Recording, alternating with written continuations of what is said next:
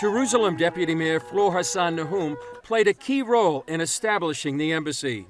When I was approached by the Indigenous Coalition for Israel about a year ago about their dream to open an embassy in Jerusalem, I couldn't think of a better expression, and this was before the war.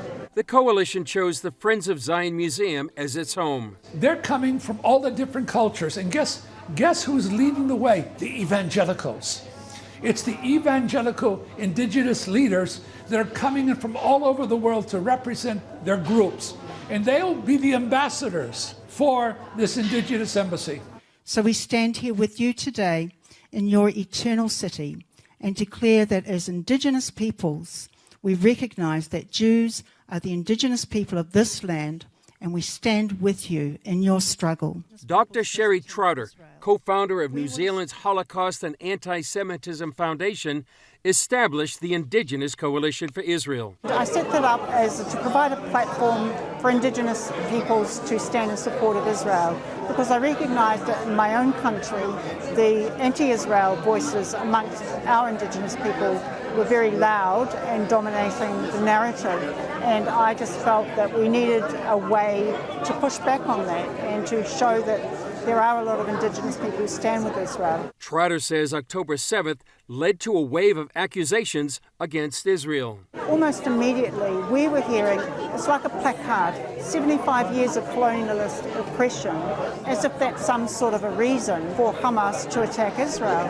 So how do we counter that? Well, we have to retell the story. We have to educate. We have to get the truth out there. Trotter says the truth is the Jews have decolonized the land.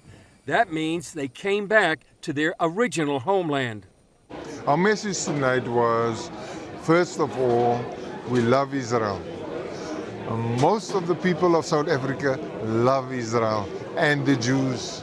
Members of South Africa's Khoi Messianic tribe signed a covenant with Israel last year after their government charged Israel with genocide at the International Court of Justice. Tribe members offered an apology. We are totally disappointed and horrified by the actions of the ANC government with their case against Israel. Unfounded, it does not have any factual basis. And we say to the people of Israel, we apologize for what our government did.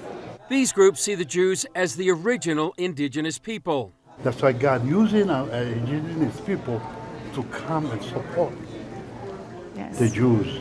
We are coming alongside of them as one new man, grafted in, and just being amazed what the Lord has done through the people of Israel, the covenant people of the land. Dr. Ate Mwala came to represent the South Pacific Kingdom of Tonga. We not only pray, but we come to stand with the indigenous people of Israel, the Jewish people, the God of Abraham, Isaac, and Jacob.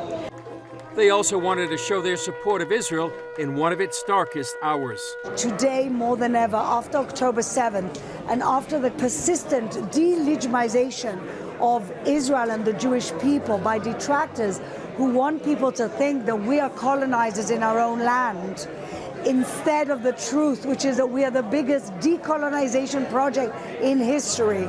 This is a way to show the world that indigenous people connect with other indigenous people. Prayer leader Rick Riding sees this as more than a ceremony or celebration.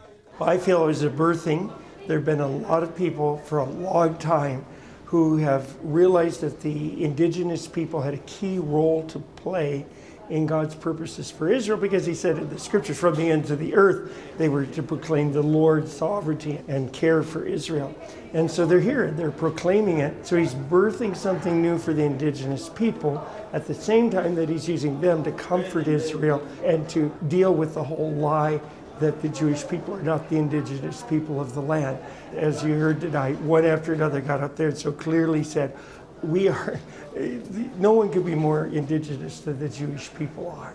Many believe the opening represents the Bible coming to life. You know, the word of the Lord says, that from the ends of the earth we hear singing, glory to the righteous one, and from the rising of the sun to its setting, his name will be praised. May this embassy be a forerunner for the day that all tribes and nations will come up to Jerusalem. Chris Mitchell, CBN News, the Friends of Zion Museum, Jerusalem.